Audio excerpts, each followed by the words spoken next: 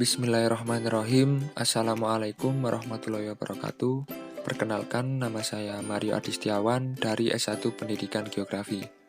Di sini saya akan menjelaskan mengenai materi sumber daya air payau, yang dimana untuk memenuhi tugas dari mata kuliah oceanografi. Dari materi yang saya bawakan, ada beberapa poin yang akan saya jelaskan, mulai dari pengertian, jenis-jenis dan manfaat air. Kemudian ada pengertian dan proses terjadinya air payau. Dan yang selanjutnya yaitu jenis-jenis dan pemanfaatan dari air payau.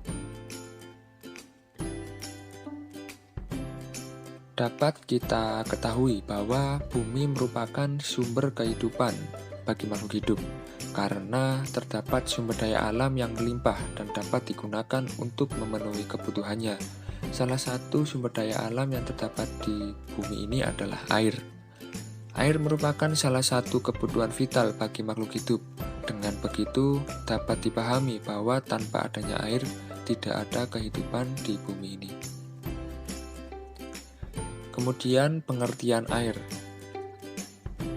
Air adalah zat atau unsur yang paling penting bagi semua bentuk kehidupan yang diketahui sampai saat ini di bumi. Air merupakan zat cair yang tidak mempunyai rasa, warna, dan bau. Selanjutnya ada pengertian dari sumber daya air. Sumber daya air adalah air dan semua potensi yang terdapat pada air. Sumber air termasuk sarana dan prasarana pengairan yang dapat dimanfaatkan, namun tidak termasuk kekayaan hewani yang ada di dalamnya. Dari definisi air itu tadi, dapat kita ketahui bahwa air ini dapat dimanfaatkan oleh semua makhluk hidup yang ada di permukaan bumi. Salah satunya yaitu sebagai sumber kehidupan bagi makhluk hidup, sebagaimana yang dimanfaatkan untuk minum, mandi, dan lain-lainnya. Dan yang selanjutnya dimanfaatkan sebagai perikanan, yang dimana sebagai contoh pada budidaya perikanan. Dan yang ketiga yaitu sebagai pertanian, yang sebagai contoh dapat digunakan untuk sarana irigasi atau pengairan dari lahan pertanian itu.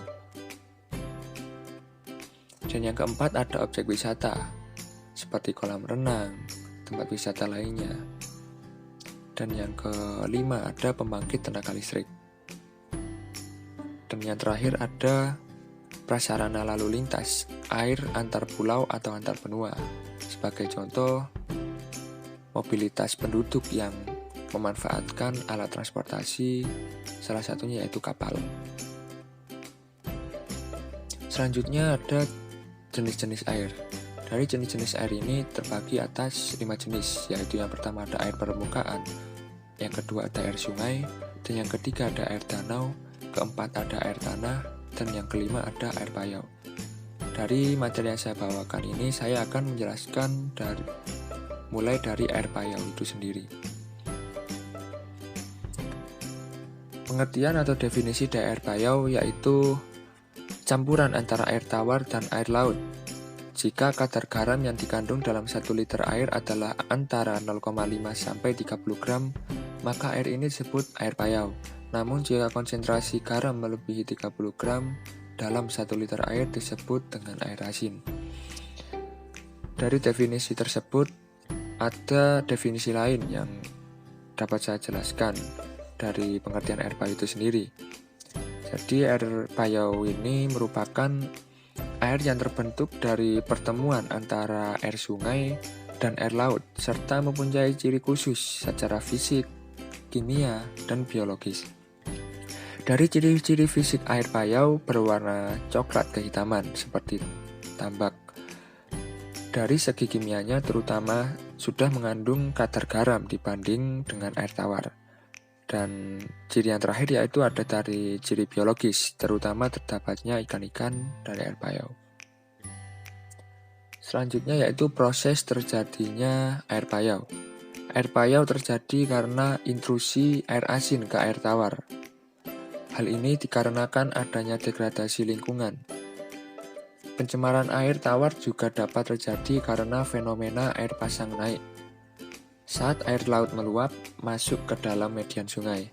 Kemudian terjadi pendangkalan di sekitar sungai sehingga air asin ini masuk ke dalam air tanah dangkal dan menjadi payau. Dan yang selanjutnya yaitu jenis-jenis air payau. Berdasarkan letaknya, air payau terbagi menjadi dua. Ada air yang terletak pada muara sungai dan pantai, dan yang kedua ada air payau yang terletak di rawa-rawa.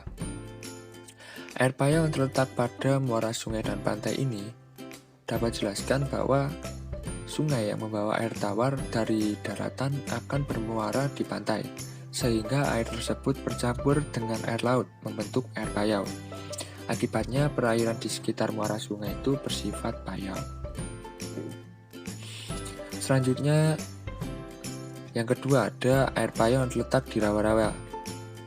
Rawa-rawa payau adalah genangan air yang terbentuk akibat adanya cekungan di belakang garis pantai yang dikenangi air saat pasang air laut. Pada saat surut, air tersebut tetap berada dalam cekungan akibat tertahan oleh pantai. Selain oleh pengaruh pasang surut air laut, penggenangan atau inundasi rawa payau bisa disebabkan oleh adanya saluran sempit yang menghubungkan rawa tersebut dengan laut. Berbeda dengan air payau pada muara sungai dan pantai, perairan rawa payau airnya bersifat stagnan.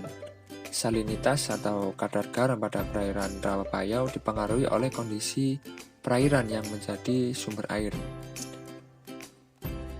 Selanjutnya yaitu pemanfaatan dari air payau itu sendiri.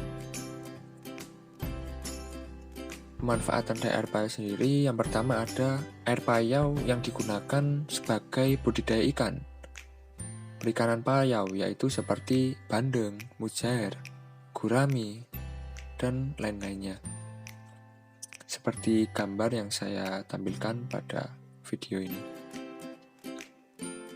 Dan yang kedua ada sebagai pengatur keseimbangan air. Ekosistem ini dapat menampung dan memperlambat aliran air, sehingga dapat mencegah banjir ataupun mengisi air tanah, serta mencegah masuknya intrusi air laut ke darat.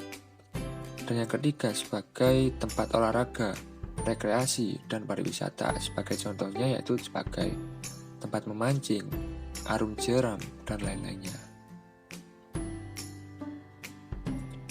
Baik, mungkin sekian dari saya mengenai materi dari sumber daya air payau. Kurang lebihnya mohon maaf. Wassalamualaikum warahmatullahi wabarakatuh.